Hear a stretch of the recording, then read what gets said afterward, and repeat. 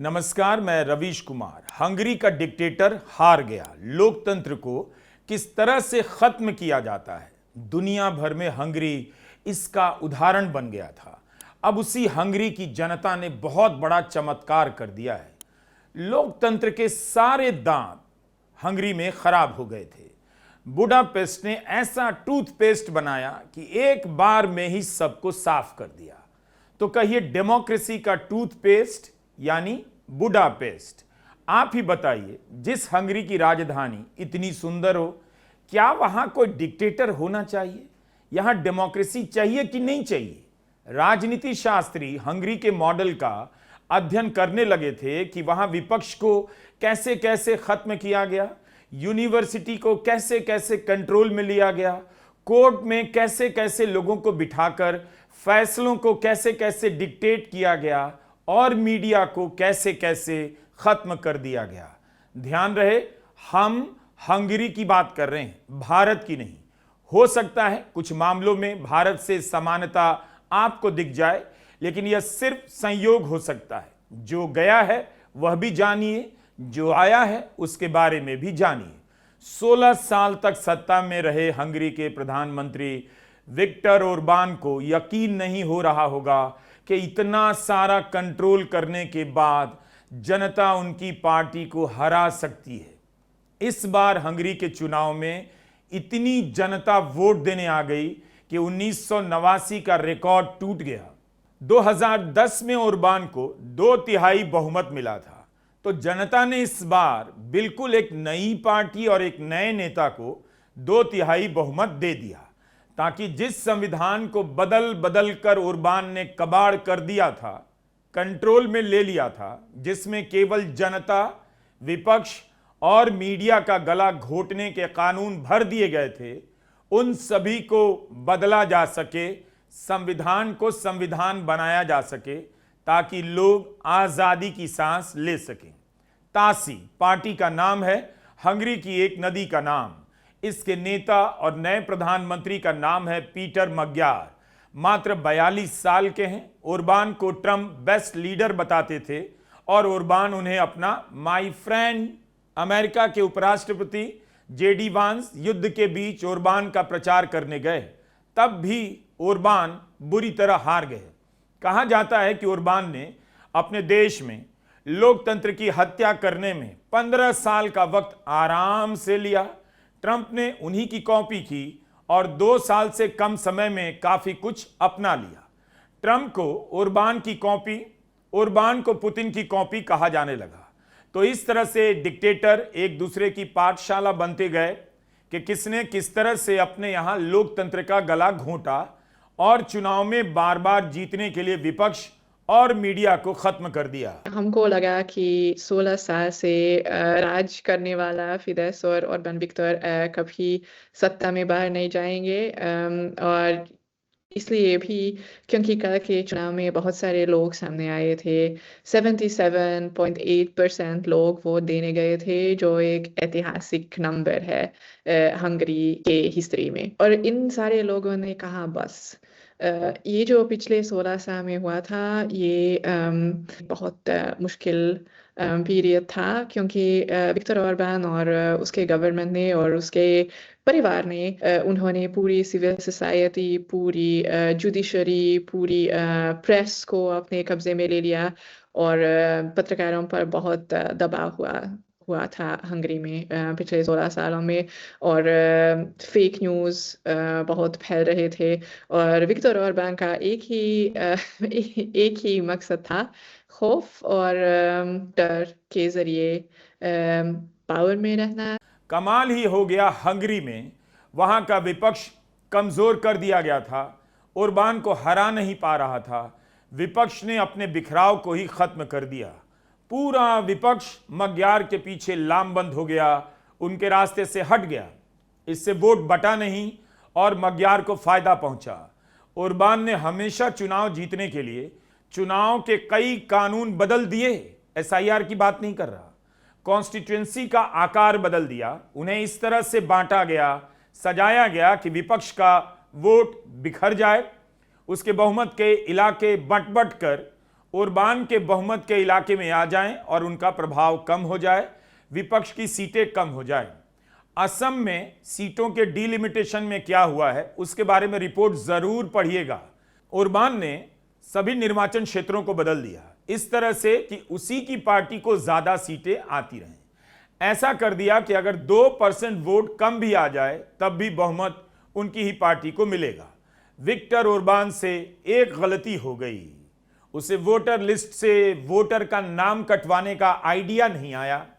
Ravish Kumar official देखता नहीं होगा, उसे लगा होगा वही दुनिया में कंट्रोल करने का मॉडल है, भारत के एसआईआर से सीखने की कोई जरूरत नहीं।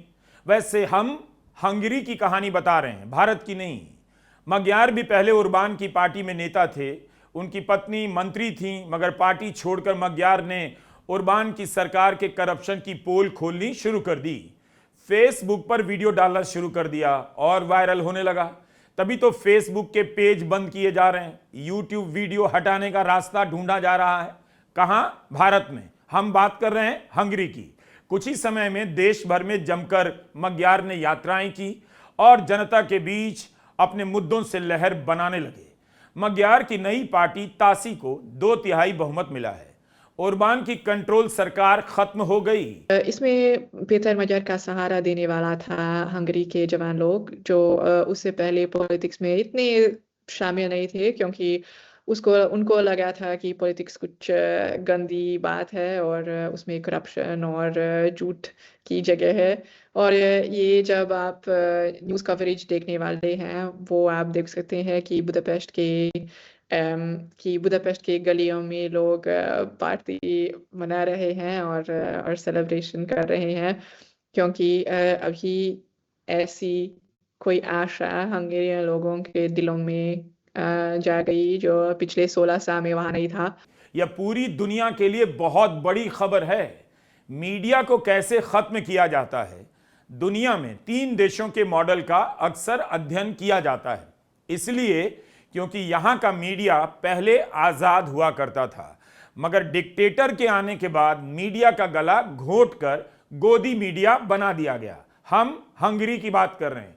तुर्की और रूस के अलावा हंगरी का भी नाम इसमें है। अमेरिका का एक न्यूज संस्थान है NPR। इससे हंगरी के एक खोजी पत्रकार ने कहा कि बड़े बड़े अखबारों का टेक ओवर किया गया। उन लोगों ने टेक ओवर किया जिन्हें ओरबान ने सरकारी कॉन्ट्रैक्ट में हिस्सा दिया। बदले में वे कोई अखबार खरीदकर वहां के अच्छे पत्रकारों को ओरबान करने के लिए मजबूर करते थे, और जो मेरी तरह मजबूर नहीं हुए इस्तीफा देकर निकल जाते थे। आपको बिल्कुल नहीं लगना चाहिए कि कहीं मैं भारत की तो बात नहीं कर रहा, वैसे लग सकता है, मगर मैं हंगरी की बात कर रहा हूं। 2010 में जब ओरबान सत्ता में आया तब सबसे पहले उसने मीडिया को कंट्रोल करने के लिए कानून बनाया। पुराने कानूनों को बदल दिया। जो भी अखबार सरकार के खिलाफ लिखता था उसका विज्ञापन बंद किया जाने लगा और अखबार ही बंद कर दिया गया।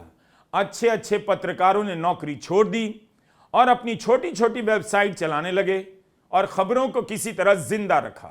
कुछ बड़े अखबारों से निकाल दिए गए, कुछ खुद से निकल आए पत्रकारों ने एक वीकली पेपर बनाया, उसका नाम था मग्यार हैंग। इसे छापने के लिए उन्हें हंगरी से बाहर स्लोवाकिया में एक कंपनी खोजनी पड़ी, क्योंकि हंगरी में किसी की हिम्मत नहीं हो रही थी। और स्लोवाकिया में उस अखबार के छपने के बाद उसे हंगरी तक लाने का जुगाड़ किया जाता था। कितना मुश्किल काम हो गया, फिर भी ये पत्रकार ओरबान के भ्रष्टाचार का पर्दाफाश करते रहे, छापते रहे। इसके पत्रकारों को सरकारों की प्रेस कॉन्फ्रेंस में घुसने नहीं दिया जाता था। मैं reporters collective, wire, news laundry, alt news और स्क्रोल की बात नहीं कर रहा हूं, हंगरी के मग्यार हैंग की बात कर रहा हूं। बड़ी संख्या में लोगों ने हंगरी के इस वीकली पेपर को सब्सक्राइब किया, पैसे दिए, क्योंकि इस पेपर को सरकार विज्ञापन नहीं देती थी। जैसे reporters collective, wire, alt news, news laundry, scroll आपके ही सब्सक्रिप्शन के सहारे चलते हैं। सरकार इन्हें विज्ञापन नहीं देती है। सरकार जब विज्ञापन नहीं देती थी मग्यार हैंग को, तो डरकर कॉरपोरेट भी नहीं दे पाते थे। जो कंपनियां मीडिया हाउस चलाया करती थीं, उनमें सरकार के खिलाफ कुछ भी नहीं छपता था, क्योंकि उन कंपनियों के खिलाफ इनकम टैक्स का छापा पड़ जाता था। भारत में इसी तरह न्यूज क्लिक बर्बाद कर दिया गया। एनडीटीवी पर कितने ही केस किए गए जो बाद में खत्म होते चले गए। इसलिए हंगरी की कहानी में आपको भारत और दुनिया भर की कहानी दिख सकती है, मगर बड़ी बात है इतना सब कंट्रोल करने के बाद भी जनता को समझने में 16 साल लग गए। 16 साल बाद हंगरी की जनता ने ओरबान को सत्ता से बाहर कर दिया, जो प्रधानमंत्री की जगह चीफ कंट्रोलर बन गया था। अदानी जी, अंबानी को आपकी जमीन मिलती है, एयरपोर्ट मिलता है, यहां का एयरपोर्ट बंद कर दिया। क्यों बंद किया? बुनकरों को खत्म करना था, किसानों को खत्म करना था, बंद कर दिया। आपका पूरा कनेक्शन तोड़ दिया बाकी दुनिया से। एयरपोर्ट उनके, पोर्ट उनके, सोलर पैनल खरीदना वो उनका, बिजली खरीदनी है वो अदानी की, जो रेट वो देना चाहता है देगा, पूरा ढांचा उसका है। किसने दिया? नरेंद्र मोदी ने दिया। क्यों दिया? क्योंकि नरेंद्र मोदी जी की पार्टी को वो पैसा देता है, बीजेपी को पैसा देगा। आप देख लो, आप देख लो बीजेपी के पास कितना पैसा है। मोदी जी का चेहरा 24 घंटे टीवी पे आता है। क्या सोचते हैं ये फ्री में होता है काम? क्या अगर फ्री में होता तो आपका चेहरा, मेरा चेहरा उस पे होता टीवी पे, किसानों का चेहरा होता टीवी पे, मजदूरों का चेहरा होता। ये फ्री में थोड़ी होता है, ये बाय पेमेंट होता है। जो पैसा देगा उसका चेहरा जाएगा टीवी पे। मोदी जी दे रहे हैं, बीजेपी दे रही है। पैसा कहां से आ रहा है? अदानी जी, अंबानी जी से। उनके पास पैसा कहां से आ रहा है? आपके जेब से। राहुल गांधी का बयान हमने इस वीडियो में इसलिए लगाया कि आपको हंगरी की कहानी समझने में मदद मिले। हंगरी के बारे में वैसे भी हम लोग कम जानते हैं, तो इस कहानी का रूपक यानी मेटाफर हमने भारत से लिया है, मगर कहानी हंगरी की है, हीरो की नहीं, डिक्टेटर की है। हंगरी के पत्रकार कहते हैं प्रेस को धीमे धीमे खत्म कर दिया गया। बस इतना ही बचा कि तुर्की और रूस की तरह जेल में नहीं डाला जा रहा था और खिड़की से किसी को गिराकर किसी की हत्या नहीं की जा रही थी, कोई पत्रकार मारा नहीं जा रहा था। इतना ही फर्क रह गया था, लेकिन वो दिन भी करीब आता जा रहा था। इस तरह विक्टर ओरबान ने 16 साल के शासन में हर तरह के चेक एंड बैलेंस को खत्म कर दिया, जो किसी भी लोकतंत्र के लिए जरूरी होता है। मीडिया में विपक्ष का दिखना बंद ही हो गया था। यह कहानी भारत से मिलती जुलती है, लेकिन इस बार के चुनाव में हंगरी में माहौल ऐसा बदला कि हंगरी के चुनाव आयोग को भी सरकारी चैनल को चेतावनी जारी करनी पड़ गई कि बार बार ओरबान की पार्टी फिडेस के ही वीडियो क्यों दिखाए जा रहे हैं। इससे निष्पक्षता भंग हो रही है। यह और बात है कि सरकारी चैनल ने चुनाव आयोग की परवाह नहीं की, उनकी बात नहीं मानी। कि आपको भारत की याद आ रही है, मगर हम तो हंगरी की कहानी सुना रहे हैं। कोर्ट स्वतंत्र हो, विपक्ष हो, मीडिया लिखे और यूनिवर्सिटी में खुलकर पढ़ाई हो, यही तो लोकतंत्र है। हालत यह हो गई कि ओरबान ने सारी विदेशी यूनिवर्सिटी को हंगरी से निकालना शुरू कर दिया, उनका रहना मुश्किल कर दिया। अपने देश की पुरानी यूनिवर्सिटी को कंट्रोल करना शुरू कर दिया। अपनी पार्टी फिडेस के लोगों को वाइस चांसलर बनाने लगा, जो छात्रों और प्रोफेसर पर नजरें रखने लगे। यूनिवर्सिटी की फंडिंग रोकी जाने लगी। नतीजा यह हुआ कि सारी यूनिवर्सिटी नतमस्तक होने लगी, ओरबान करने लगी। कॉन्स्टिट्यूशन से, आपके वोट से अलग अलग संस्थाएं बनती हैं। ये आपकी संस्थाएं हैं, चाहे सुप्रीम कोर्ट हो, इलेक्शन कमीशन हो,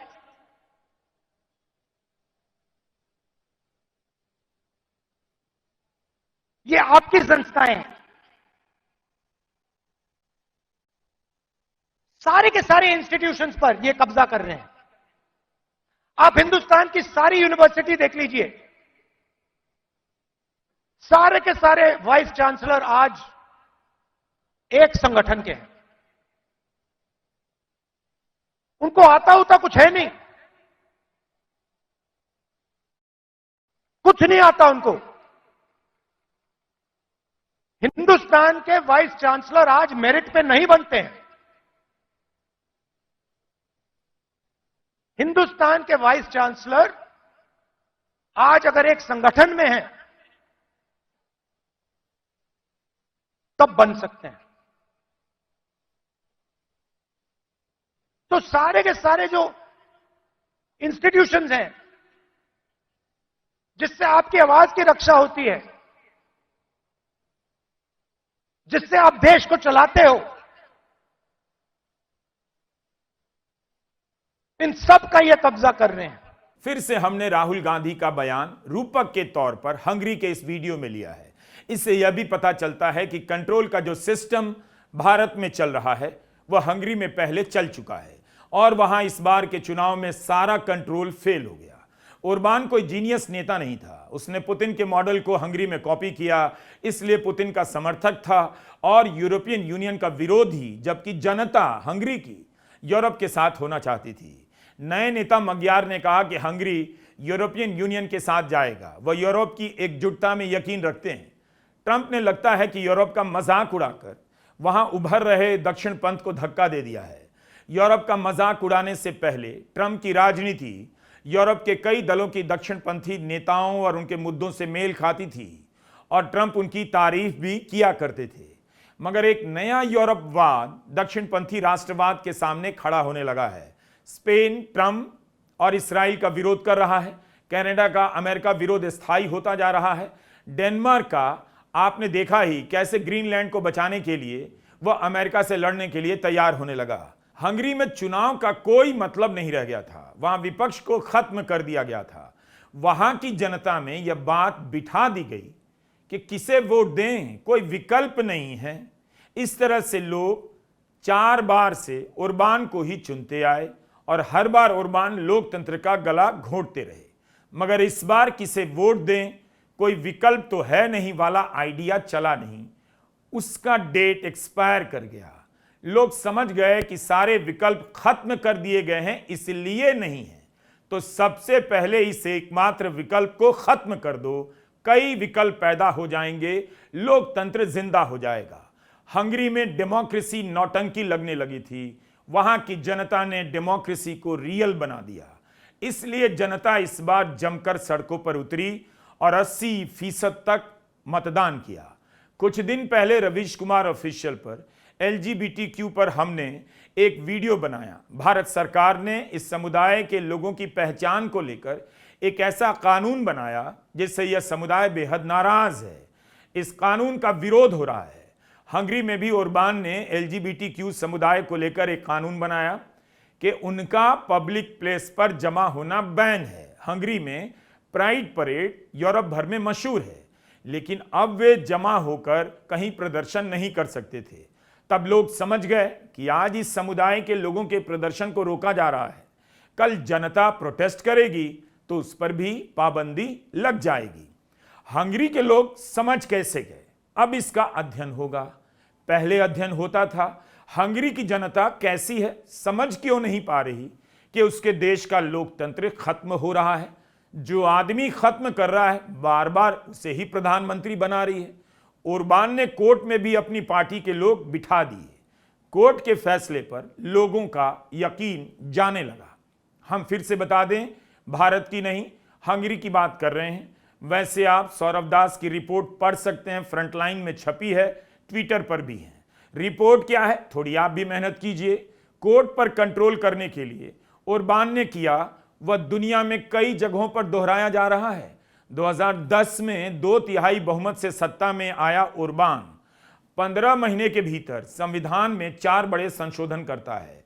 इन संशोधनों को पास करने में बहुत कम समय दिया जाता है। एक संशोधन यह भी था, अगर 2/3 से कोई कानून बना और वह कानून संविधान की भावना के उलट भी है, तब भी उसे कोर्ट अवैध घोषित नहीं कर सकता। इस तरह कोर्ट के हाथ एंड पांव बांध दिए गए। जजों पर कब्जा करने के लिए रिटायरमेंट की उम्र 70 से 62 कर दी गई। एक झटके में ज्यादातर जज रिटायर हो गए।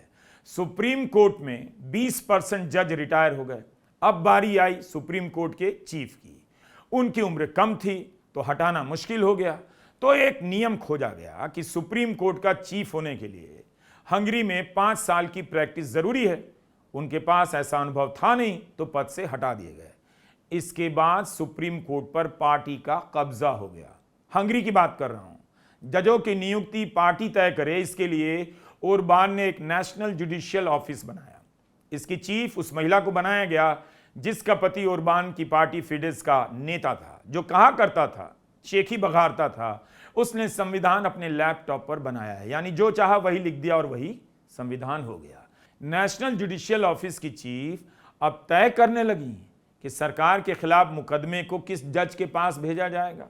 उसके पास भेजा जाए जिससे फैसला लिखवाना आसान हो।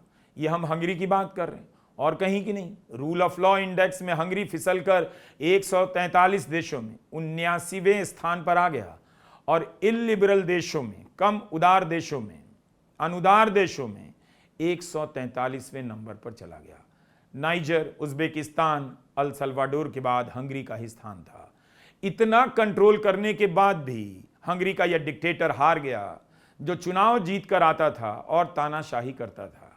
अब एक और मामला, 16 साल से सत्ता में रहने के बाद ओरबान को लगा कि अपने लिए ऊंचाई पर महल बनवाते हैं। हंगरी की राजधानी बुडापेस्ट में एक कासल है, महल जिसे बुडा कासल कहते हैं। विक्टर ओरबान ने इसके लिए कम्युनिस्ट शासन का बहाना बनाया कि उस समय की हर निशानी को मिटाना चाहता है और उसकी जगह नया बनाना चाहता है। 2010 में सत्ता में आते ही उसने यह काम शुरू कर दिया। हंगरी के ऐतिहासिक इलाकों से छेड़छाड़ की जाने लगी, यूनेस्को तक को बोलना पड़ा, ऐतिहासिक इमारतों के साथ छेड़छाड़ मत कीजिए। मगर ओरबान अड़ गया कि 1944 से 89 तक कम्युनिस्ट सरकार का कुछ भी नहीं बचा होना चाहिए।